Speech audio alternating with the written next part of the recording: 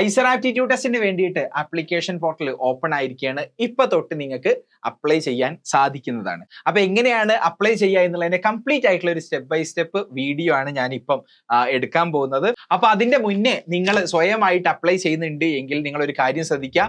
OBC NCL കാറ്റഗറിയിൽ പെട്ട അല്ലെങ്കിൽ EWS കാറ്റഗറിയിൽ പെട്ട ഒരു സ്റ്റുഡന്റിന് ഇന്ന് അപ്ലൈ ചെയ്യാൻ പറ്റുമോ എന്ന് ചോദിച്ചാൽ തീർച്ചയായിട്ടും അപ്ലൈ ചെയ്യാൻ പറ്റും.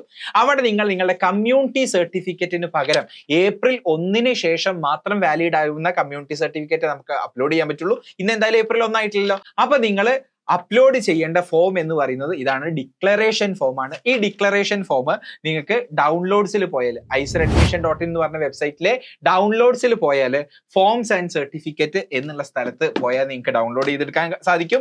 എന്നിട്ട് നിങ്ങൾ ഫോട്ടോ പതിപ്പിക്കുക, എന്നിട്ട് നിങ്ങൾ സൈൻ എല്ലാം ചെയ്തിട്ട് ഈ ഒരു ഫോം വേണം കമ്മ്യൂണിറ്റി സർട്ടിഫിക്കറ്റിന് പകരം നിങ്ങൾ ഇന്ന് അപ്ലോഡ് ചെയ്യാൻ വേണ്ടിയിട്ട്.